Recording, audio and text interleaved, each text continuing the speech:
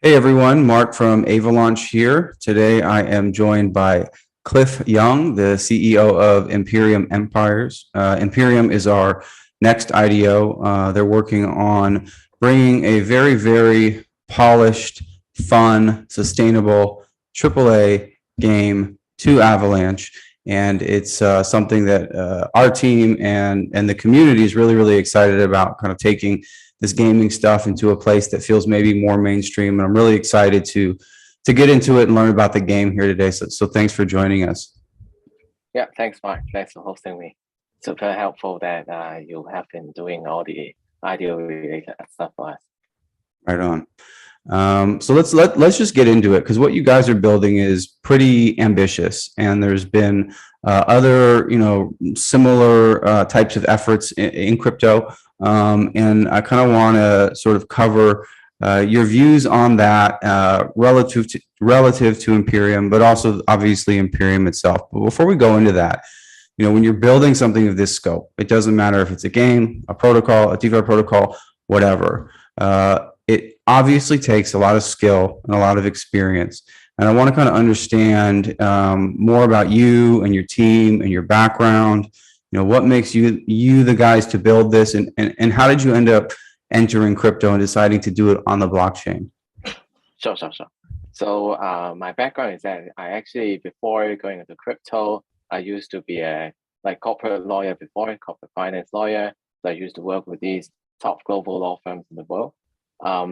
What the point I got into crypto is around 2017. So at that time, there are a lot of ICO projects that basically kind of helping them with the fundraising, and also a lot of the hedge funds went into the crypto trading space. So kind of also helping them with the regulatory compliance aspect. But of course, on the side, I am a hardcore gamer since the age of 8. So I'm a big fan of these RTS games like Age of Empires, or like space MMO titles like EVE Online. So that's why kind of the two sides of me, like the crypto side and gaming side, I have been trying to start my own project for a pretty long time, but I just didn't get the right background to do a DeFi project. That's why when the GameFi or blockchain gaming really took off, I just thought that is a perfect opportunity for me to put the crypto side as well as the gaming side of me together and then build this project. So as you said, building a AAA quality title is definitely super difficult. So I think what really works, or the thing that I really spend the most time on, is kind of building the right team to do the project. So I have been kind of building the team since April this year, and then it really took me a lot of time. I met with hundreds of people. Finally, we were able to found the best developers and marketing team to do this together, because the team that I built is actually a very experienced game development team. Like over the past 12 to 15 years, they just built more than 10 titles already, and having a total player base of around 7 million players. So it's really down to the quality team that you work with in order to build a project with such complexity. Yeah, absolutely. And just tell us about the game, kind of at a high level. Like, what is Imperium, and why is it different? Sure. So Imperium, it's you can think of that as a third-person real-time strategy game. It's also a massive multiplayer online space title, which is actually one of the first title of this genre in the blockchain gaming space. So what players are going to be doing is that they will be controlling a fleet of spaceship in a vast metaverse. So they're going to compete in guilds. So what they're going to be doing is like mining for resources, building their star base on their guild-owned lands, expand their empire, going to compete with other guilds in the metaverse, take control of these different territories, and then so that they can get more resources. And you can think of the whole mechanism, it's like a guild tournament basis, where players basically going to be joining up in guilds and competing with other on a basis of guild versus guilds. So the biggest differences is actually we have this guild system, or we call it team to earn, where it's a mechanics where it can bond the players together and make the whole gaming experience kind of like a social experience rather than you just play your game alone. Because if you look at other, even in the traditional gaming space, a lot of the successful games, they are actually MMO games or involve certain element of kind of socializing with your friends. So that's why whether it's a traditional game or a blockchain game, I think the social element is actually very important, and that's one of the things really distinguish us from other kind of game titles in terms of the gameplay related mechanics.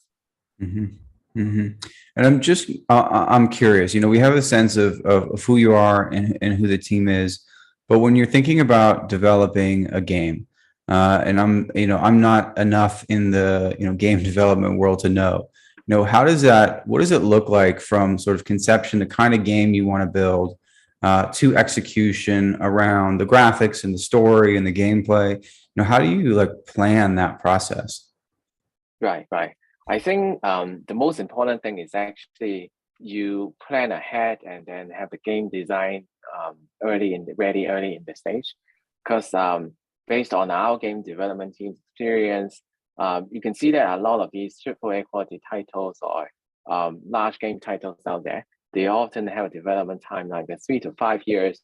They often delay their production. One of the biggest problem is that they keep changing the game design, game mechanics over and over again during the development process. So what's going to happen at the end is that all the things that you build, you probably have to do it over and over again. So what is important to us in the early stage is make sure that we finalize all the key game design, and then we just plan ahead and do the execution. Because to us, the most important thing is really kind of doing the thing right before you doing the right thing before you do the thing right. So it's really important that we have all the game mechanics set in the stage, and then we're gonna have a much more smooth execution plan when we go about start doing it. Right. And I'm curious, we've seen other really ambitious games come to crypto. We've seen games, good but less complex come launch, be played. What's your kind of general observation just about, these games? Are there any other crypto games that you're actually excited about or like to play? Yeah. I'm actually really glad to see that there are also other teams out there kind of building these high quality blockchain games, because one of the problem with blockchain games currently is that even though like it's a very nascent stage, there aren't a lot of traditional gamers coming into the blockchain game space and kind of playing these games. Because one of their concerns is always that a lot of the blockchain games out there that they can see these are going to click to earn games that don't really assemble the kind of game that they have been playing for years. So I think it's good that there are quality teams out there like us, kind of building a really AAA quality title that appeal to the general population of gamers.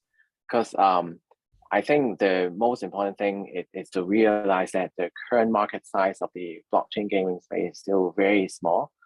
Even if you look at the most popular NFT game out there, like Axie Infinity, their daily active users probably it's only around 2 mil, 2.4 mil, which is way lower compared to, just imagine the whole gaming market size, like there are 3 billion gamers over the world. So if we can think about growing the pie together with these other teams building quality blockchain gaming titles, I think it's an amazing thing to have out there.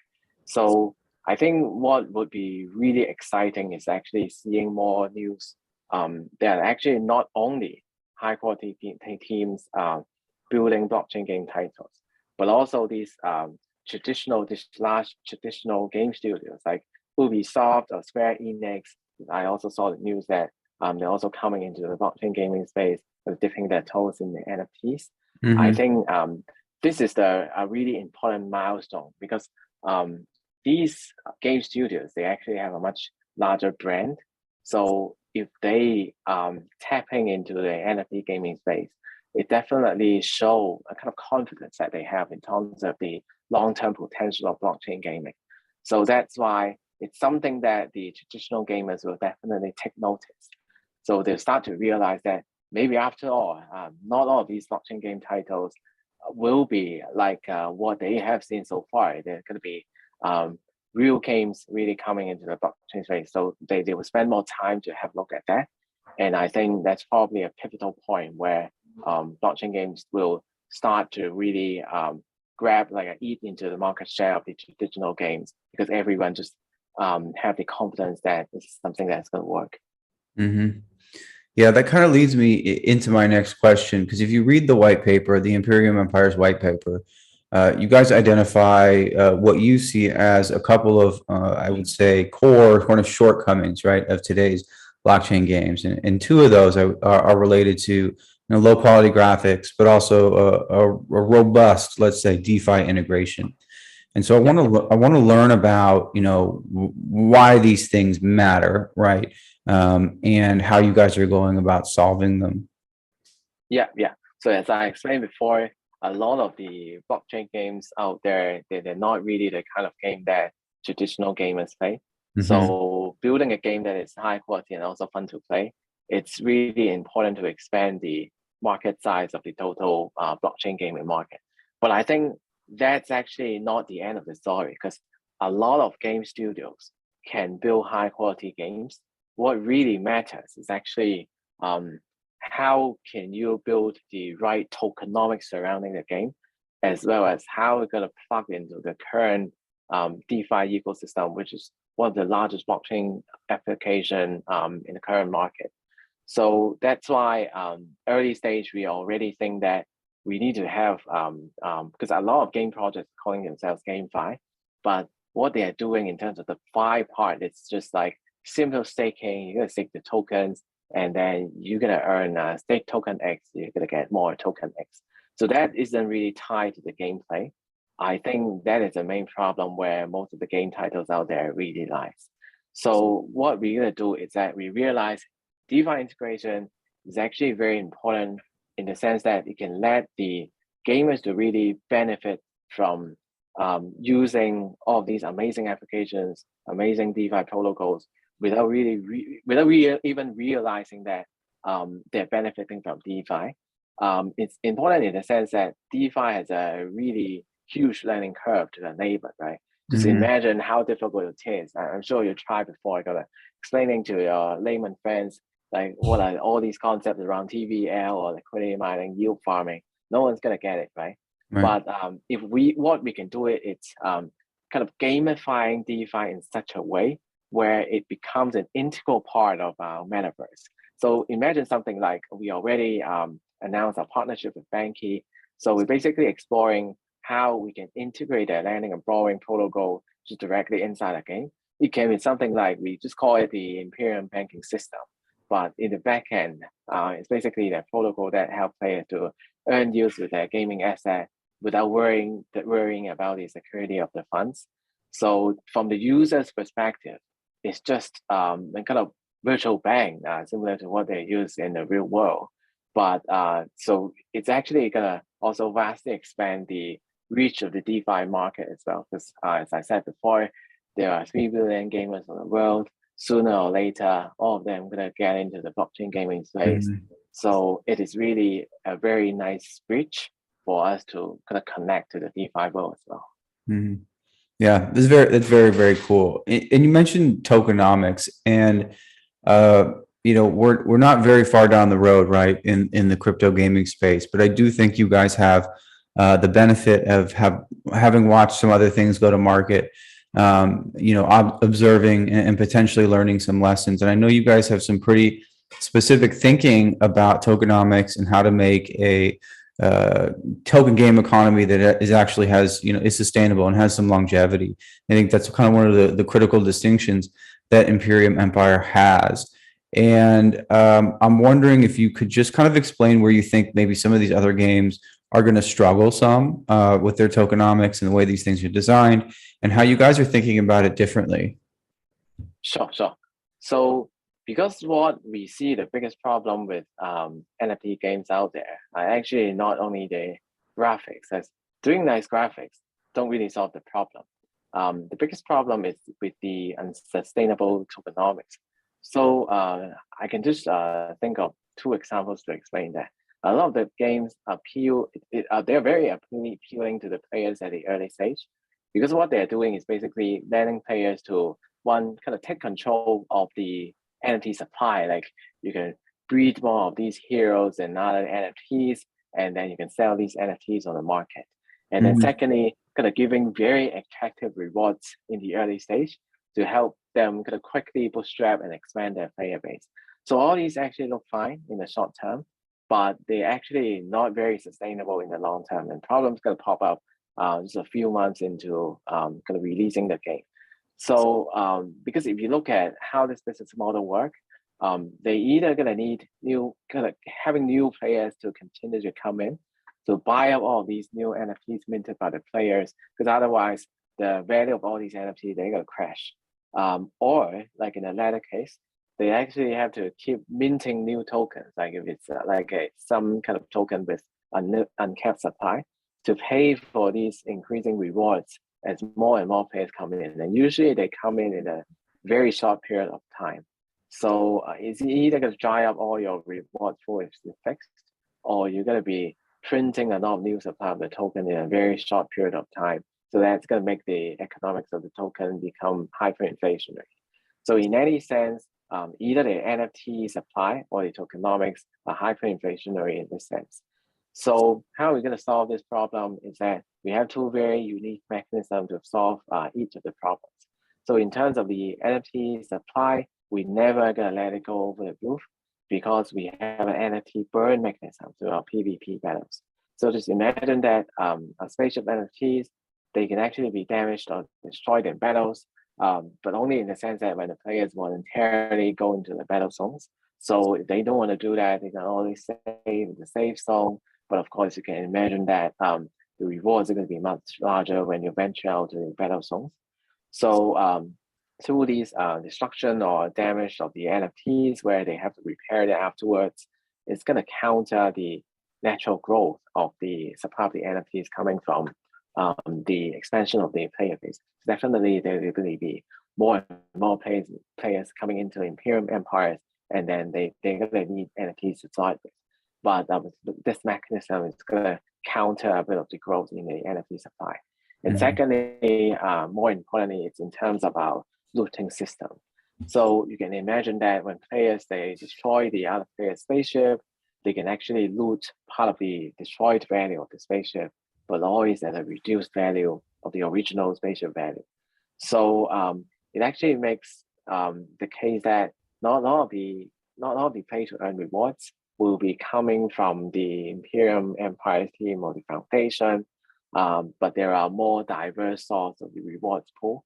So in the long term, it's going to make our play to earn rewards mechanism much more stable compared to kind of just imagine a lot of the games, they only have these PvE mechanism. So whatever the players earn, they all come from like a single source rewards pool. So eventually that pool is going to dry up, because it's just a zero-sum game between the Foundation team and the player base. Now, how much does all of this tie into the guild-based gameplay? You know, also in the white paper, you guys talk about this being sort of a missing component, right? And really bringing people together, and how important that is in reaching these larger audiences that you're talking about, right? So can you talk about, you know, like just sort of the effect that you think that has on the game, the guild-based game, you know, the collaborative effort, and then the ways it actually shows up in the gameplay? Sure. So, I mean, at the outset, when we're doing a game design, we already have a very firm conviction that just like any successful game titles out there, having like a multiplayer game, and then some kind of mechanism that we can bond the players together, make them sticky in the long term, it really comes down to having a social experience between between different players in the game, and then letting them kind of stick with the ecosystem, because they just don't want to leave their friends behind, because they have these personal connections with other players in the same game. So that's why we already envisage that whether you're going to be a successful traditional game or blockchain game, it has to be a massive multiplayer online game. And I mean, guild system is probably the best way of realizing that. So how's it gonna work in Imperium Empires is that in order to play the game, I mean, we probably wouldn't forbid anyone to play it as a solo player, but the best way of doing kind of enjoying the game is kind of every player, they will start with our game by joining a guild, and then on a guild basis, the guild will actually need a piece of land in the safe zone, kind of have their own land sector. So they can either buy a land, they can or lease a land, and then on the land they will be able to build a star base, which is basically serving as a headquarters to support their guild members. And then it can be all kind of functions like kind of storing up all the materials needed, or kind of allowing kind of building these stargates to allow the guild members to travel to a different part of the universe and then battle with other guilds. So guild members, of course, they're gonna venture out and then can venture out into the combat and war zone, battle with other players. So it's essentially we can have different seasonal guild tournaments where the players will be taking control of different territories in the combat zone and war zone. And then at the end of the season, we're gonna have a score, can measure, for example, the area of the territory occupied or the kill counts. So all these things will actually, there's going to be a leaderboard to show that. And the top guilds who make it up to the leaderboard, they're going to be earning play to earn rewards where they can distribute it back to their guild members. Awesome. Very cool. And you've mentioned the zones a couple of times, and I want to learn more about those. And my understanding of these is there's a few of them, I think 3, and they all have kind of different characteristics and risk profiles. And I want to understand each one, and then kind of how they come together to create the universe, the metaverse inside the game. Sure. So as I explained before, there are going to be the safe zone, the combat zone, and the war zone. So I can actually go over each one of them, starting from the safe zone. Yeah. So the safe zone, that's going to be the zone that all players are going to start with. And because we want new players to come in, they have some time to learn how to play the game. As well, we also know there are definitely going to be players that they don't want conflicts. They really enjoy the PvE side of gameplay. So this is actually the perfect zone that the new players or the kind of non-conflict seeking players, they're going to be in. So in the safe zone, there is going to be no risk of having your spaceship or spatial components destroyed. And it's certainly the kind of gameplay that some of the players we will cater for, and they will enjoy the safe zone. And then for the combat zone and war zone, you can think of the combat zone being a balance between the safe zone and the war zone. Mm-hmm. So that's why I can explain what the war zone is first. So the war zone is actually a free-for-all battleground for all the players who really enjoy these high-stakes PvP battles.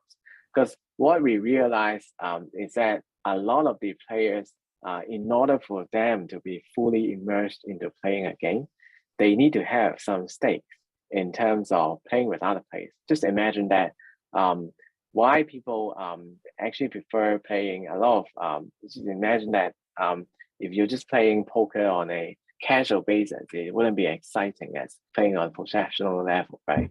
Mm-hmm. So that's why we want to have some thrill when players are playing our game. And then in the war zone, there is a risk that when your spaceship gets shot down by other players, it's going to be damaged or destroyed, so that you have to pay a repair fee to get it back and wait a certain period of time before it can be used again. So it's actually designed for players who want to have these high stakes battles with the others. And of course, the rewards in the war zone, it's going to be much more compared to other regions in the universe. So the combat zone is actually it's a balance between the safe zone and the war zone. So you're never going to have your spaceship completely destroyed.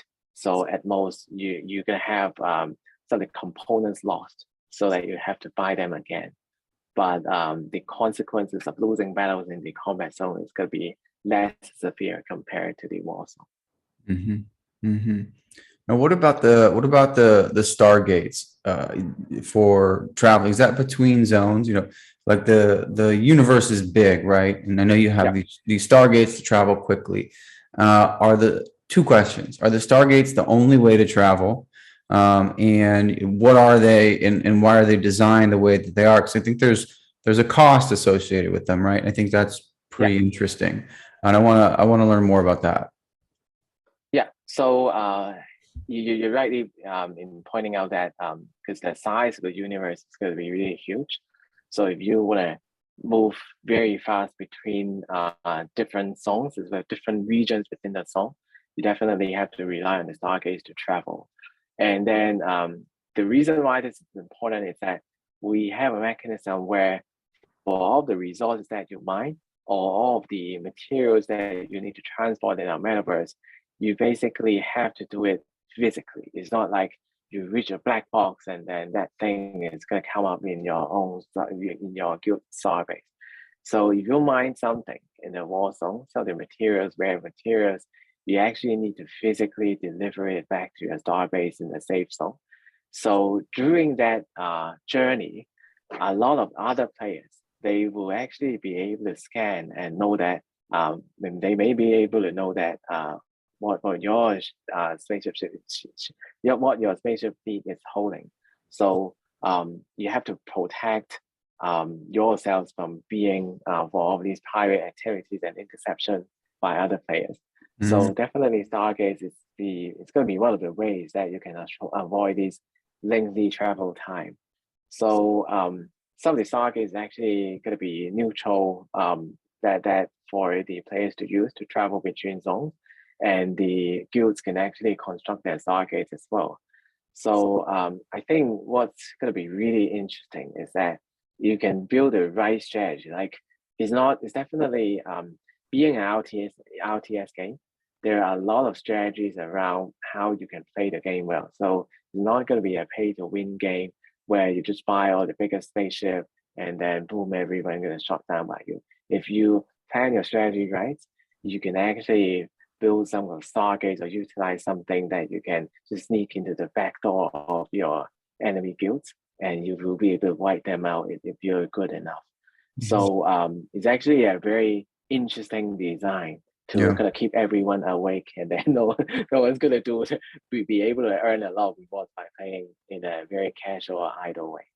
Yeah, I love that idea that you go through this kind of epic battle and you win the reward and you're still not safe. You know what I mean? There's like another element that happens beyond that. I think that's very cool. And so there's the co-op modes, mining modes, PvP. Are there any other game modes that I'm missing?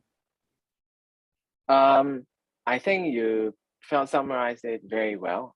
So the mining and co-op and kind of transporting materials from zone to zones. So they're more the kind of PvE side of things. But I think what is the most exciting part is definitely all of the PvE game mode is actually built around the PvP side of things. Because being a MMO title, what we really want to do is how players will be able to battle with other players and have the sense of success, kind of defeating other guilds, especially if people are doing it in the form of guilds. So there are other space titles out there where every guild battle is going to involve thousands of players playing together, fighting with one another, and then all of these guild battles, they're going to last tens of hours. So you can see that on some of these streams where people are playing the game. They're actually super excited. They don't really care about the graphics anymore because all that you can see are just a lot of dots flying around. There are just too many spaceships to render, so everything becomes dots. But yeah, I think it's really the exciting part of being able to be in that epic space battle. That's something that all the players playing the game will remember, like they actually be part of this. So yeah, this is a kind of experience that we want to create for the players in Imperium Empires. Yeah, it sounds awesome. What's the easiest way to think about the place of NFTs in the game? Because it sounds like you could have this game, it could be very, very exciting, really be a great experience for players, and the NFTs might not necessarily be present. But I know they are. So what's the best way to think about their role in Imperium Empires? I think it really comes down to letting players to take control of the ownership of the in-game assets. Because I mean, NFT itself is not really very complicated blockchain technology, but it is just the concept of NFT. It will completely change how the gaming industry dynamics works. Because it used to be the case that whether it's a AAA title or other titles, all the revenue, actually over 60% of the game revenue, they are eaten up by all these game publishing platforms, as well as game publishers. And then the players at the end of the day, they're kind of paying out hundreds of billions of dollars on these in-game assets every year. But at the end of the day, they're actually getting nothing. Like you're just Mhm. paying it at an expense, right? You Right. don't own any in-game assets. The game publisher, the developers, they can ban your account anytime as they wish. So that is actually the biggest problem with the traditional gaming space. Because if it works that way, a lot of the players they will consider the money that they put into the game is just an expense. It's not really something that they will consider a long-term stake in the game that they play. So that actually creates a negative feedback loop where if the players they are not sticky into the game, they're gonna look for other games when there are other better games come out. They just switch gear and abandon the game. So that's why you can see that traditionally the product life cycle of any game out there is not going to be very long. But I think NFT itself really changes the whole dynamics in the sense that if the players they know that they pay for it, they're going to own these in-game assets forever. So they're going to be much more engaged in playing the game. Not only they're going to play the game for a much longer time, they also going to bring in their friends to play with them together because they know that as long as there are enough players in the game, their value not only they will be able to enjoy the game, but also the value of the NFTs that they own will also be priceless, as especially if they are just early players of the game. Mhm. So I think that itself already changes completely how gaming works. So in terms of how NFTs work in our game, you can imagine that there are going to be NFTs like, of course, every player they're going to need to buy some spaceship as a start to build their fleet. But of course, we're well aware that a lot of the blockchain gamers they're actually based in Southeast Asia. Then they don't have like a high income to buy all these very expensive NFTs. So the entry barrier of our game is going to be low enough to accommodate everyone to make a quick start in Imperium Empires. And of course, as I mentioned before, because the guilds they're gonna compete in these seasonal tournaments, so they're gonna need a piece of land to start with in the safe zone. So that is also a prerequisite for the guilds to kind of get started with the game. But of course, there are also other components which is not strictly necessary to play the game. So these can be things like power ups to your spaceship and then cosmetic upgrades as well. So these are just nice to have, but they're not strictly necessary to start playing the game. Right. And how do you, I mean, the even like even recognizing which you do that the blockchain gaming space is pretty small still relative to the amount of Yeah, users in it, it still feels very, very competitive, right? There's a lot of demand and competition for people's attention and time, right? And how do you guys plan to achieve that visibility and user base and get the game out there and people playing it? yeah. I think the key is really to expand the blockchain gaming market to kind of eat market share from the traditional gaming space. So in addition to really marketing to the blockchain gamers, which I think a lot of people are actually interested into blockchain games, it's just that a lot of them are not very clear as to how they're going to start with, how they're going to open these wallets and all these things. So that's why I think one of the one of our target market is, of course, going to be Southeast Asia, where a lot of they have some basic knowledge around blockchain games already, but still it's a pretty large blue ocean because even if we look at, for example, markets like Philippines and Thailand, which we are very strong in terms of the marketing, they probably make up over 60% of the total player base of the most popular NFT game, Axie Infinity. But as I explained before, the Axie player base is only 2 million daily active users. So if you compare that against the population of Philippines and Thailand, it's well over 180 million. So that's why I think our first priority is going to be bringing these potential blockchain gamers into our game because they know they've heard something about Axie or other games, but they're just not sure how they're going to get started. So we're going to focus part of our marketing on bringing them in. But of course, in a more long-term basis, the biggest market is actually the 3 billion gamers on the world. So that's why one of our other strategies is also to partner with these esports company, entertainment companies, gaming, every large company in the gaming space to make sure that we can onboard the traditional gamer as well. So say, for example, we are already in talks with one of the largest esports company in Southeast Asia, and then see how we can able to bring the traditional gaming population into our game. Mm-hmm. Yeah, amazing. So we've covered a lot about the game. I want to talk specifically about the token, the IME token, and the IMC token. So there's a dual token model, right? And the IME token is what is available in the Avalaunch IDO, right? And I want you to talk about each one, but let's start with IME. What is the utility of that token, and how does it drive the game economy forward? Sure.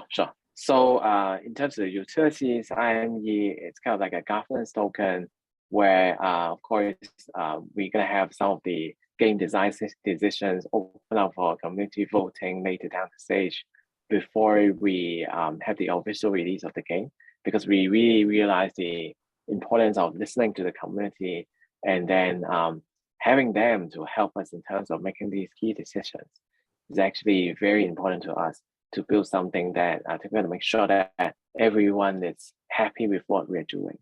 But of course, one of the really unique point about our governance token is that our staking mechanism of IME will be closely tied with our gameplay. So as I explained before, a lot of games out there, their staking is just kind of simple one-sided pool staking. It's not really related to the gameplay. And I just don't think that this is the way to go for a blockchain game. So that's why our staking system is going to be closely tied with how guilds work. You can imagine that if you want to build a stronger guild, you will actually need to stake more IME tokens. And then that's going to help you unlock more guild perks. Like you can actually hold more guild members in your guild, or you can actually have better technologies. You can level up, conduct these research and development and level up your technology level of the guild so that your guild is going to be more competitive. So in terms of how players, they could be earning IME tokens. So you can think of basically two ways. One is kind of having your guild to reach the top leaderboard in the seasonal guild tournament reward.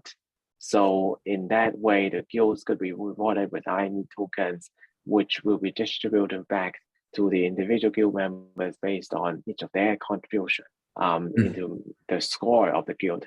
But the other way of how guild members can earn these IME tokens individually is that I explained before that you can actually loot the destroy spaceship if you take any of your enemy spaceship down.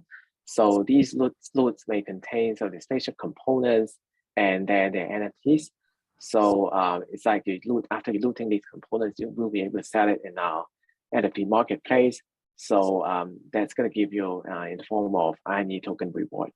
Mm-hmm. So that is how IME tokens is going to work. So as for IMC tokens, it's basically going to be the in-game currency for Imperium Empires. So you're going to be using IMC tokens to pay for all kinds of in-game transactions. So as I explained before, like you're going to be using some of these targets, and then you have to pay a fee. And for some of these asteroids, the asteroids ores that you mine, you also have to go to a refinery where you have to pay a service fee to use the refinery. So all of these transactions are going to be paid in the form of IMC tokens. But as to how players are going to be earning IMC tokens, it will be mainly through the play to earn rewards on the PvE side. So for these co-op missions, for these asteroid mining, and then you're going to sell the refined ores. So all of the rewards are basically going to be priced in IMC.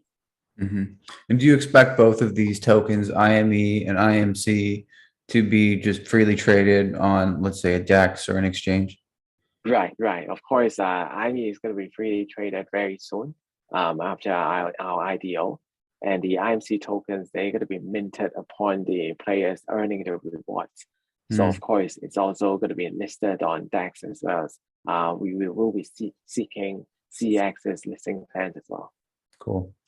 Makes sense. And what about the actual roadmap of the game? So we have like a very good sense of what this game is, right? But one of the challenges here with these larger efforts are the larger roadmaps. And I know you guys have again the benefit of observing, right, how these things play out over time. And how did you go about approaching the roadmap for this and keeping a community engaged, and what can we expect, let's just say a month or 3 months after the IDO? When can we start experiencing the game? Sure. So on our current roadmap, we're going to build out our game with the official release in Q4 2022. So a lot of our community members actually pretty surprised as to why we are able to build the game out so fast. I think it's really down to the reason of having the game design fixed early, as well as picking the right genre.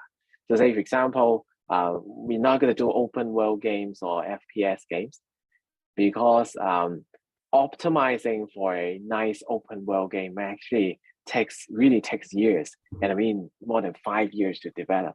Because you can look at games like out there, like Cyberpunk 2077, that's it's going to be, I think they've done it for over 7 years already. And even when it came out, it was disappointing. Yeah, exactly. Because they keep changing their game mechanics. They actually made a huge change of their game story just half a year or 1 year before release. So that's why it's gonna make sure that they're gonna release a disastrous game. So even other titles like Star Citizen, they take 9 years to develop, even with 600 developers. So this is not the kind of genre that we're focused on. So we're very careful in terms of selecting the right genre that we can deliver a AAA experience, but at the same time, the roadmap is fast enough for players out there to enjoy our game. So you can think of like the short-term roadmap in probably after the IDO, maybe in January or February, we're probably going to be doing our Genesis NFT sales because we know that a lot of our community members are already asking how are we going to be participating in the game. And as I mentioned before, you need a spaceship NFT to start with. So we're going to start with that first, along with the launch of our NFT marketplace. And by the end of Q1, we're working very hard to bring a game demo out there for our community to see what our gameplay is going to be like. So for the kind of testing of the game, like alpha testing, beta testing, a lot of that is going to happen during Q2 and Q3 next year, because we need to make sure that our server infrastructure is robust enough to handle. We're going to expect there is going to be like tens of thousands or even hundreds of thousands of players playing our game. So the backend infrastructure is equally important compared to the graphic itself.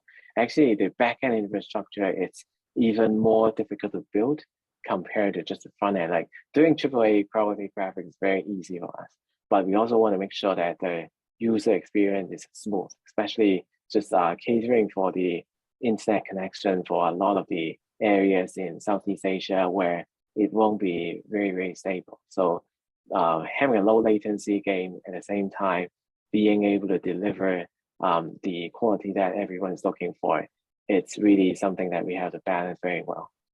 So it's also going to be available on both PC and mobile, because we're well aware that a lot of players in Southeast Asia, they're on mobile.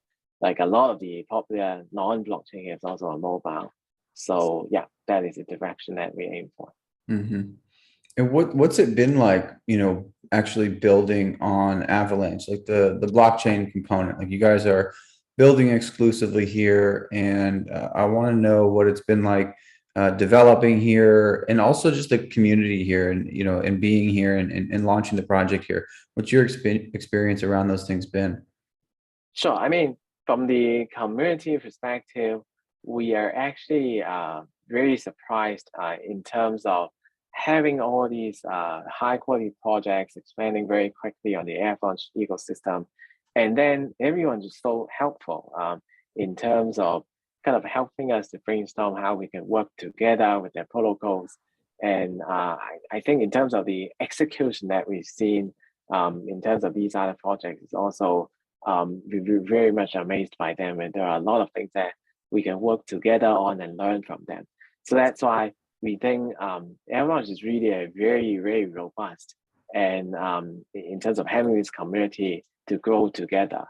And from the technical perspective, it's definitely one of our concerns in terms of comparing Avalanche against other blockchain, because we think that it's very important that I have to use an EVM compatible chain, because a lot of the games currently they're on BSC, they're on Polygon.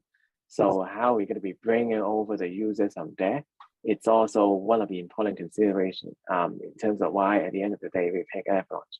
And then we're also very excited as to a lot of these new technologies or new innovations that Avalanche is bringing, like the subnet technology, which is something that we'll consider using also sometime down the road. Yeah. Well, I do appreciate your time. This is there's a few more questions I have, and this is something I'm personally curious about, and if it's not public yet, you can kind of feel free to stop me. But what can you tell us about just the story? Like where does this take place? Like what are these battles about? Like what's the lore of Imperium Empires? How much can you tell us about that? So yeah, there are going to be different factions. So it's going to take place in a far universe, which is totally unrelated to the solar system. So there are going to be different factions battling with one another in the metaverse because of various reasons, which probably I wouldn't give out a lot of the leaks right now. But yeah, there will be a very interesting storyline where some of the community events will also be based on the storyline as well. So yeah, just stay tuned for it. Yeah, that's fair. And this is also another thing that I just get really curious about when it comes to game development and writing the story and designing the story. I mean, people get so into this stuff, and it's so detailed. And amongst your team, who is responsible for creating this story that feels real and important and interesting? Yeah, we actually have a game designer, in-house game designer. So we don't outsource any of game development at all. So he already had more than 10 years experience doing that in the field. So yeah, he's actually going to be working with closely our game development team to make sure that we are not going to do a storyline that is far too remote or not practicable. So we have to make sure that the reason why we haven't really kind of disclosed anything on that front yet is that we make sure that we have to sync that up with the game development as well. So yeah, but stay tuned for that. Definitely gonna be amazed. Yeah, I'm looking forward to finding out who that bald guy is with the space helmet. Sure. I want to know who that is. All right. Well, I like to end with this because I just think it's a fun question, and it's abstract, and that's kind of the point. But what do you see happening here? Assume that Imperium Empires is a huge success. You achieve everything you want to with the game. You have gamers all over the world playing it. What does that look like for you in Imperium Empires? Sure. We actually aim to be the largest MMO game in the world. Like I really envisage that in 5 years, 10 years time, no one gonna be using the term blockchain game anymore because all of the most popular gaming title out there are by default blockchain games. So that's why I think currently we're really at a head start in terms of building one of the most fun to play MMO blockchain games out there. So we just hope that at the end of the day, a lot of the players, of course, especially players who are coming into the game early, they will be they will continue to stick with the game, and they actually gonna be like each of them gonna having their own guilds, so they will continue to coach new players, and then it's just like running a business of how you will be able to build your guild and then bond your guild members together, and then we can even imagine that a lot of these guild members between themselves through playing our game, not only they will be able to have these play to earn rewards. Of course, every blockchain game to do that, but we also hope that they also can meet their lifelong friends, just through playing our game. And yeah, it's gonna be a very close ecosystem where everyone's gonna be talking about how fun it is to play Imperium Empires, as opposed to how much money you can earn. I mean, like in the future, play to earn is just gonna become the norm. So a lot of players, they are actually looking for a game that is fun to stick with, rather than just comparing like how much reward that they can make in the short term. So I think that's really the vision of our team of what we want to achieve through developing this game. Very nice. Very nice. Well, Cliff, I really appreciate you making time. I really look forward to what you guys do and build and go on to produce. It's been, great supporting you guys and helping you guys out. So we're just really, really excited for what you guys are building. Yeah, sure. Thanks, Mark. Thanks for your time as well. All right. Talk to you soon. All right. Cool.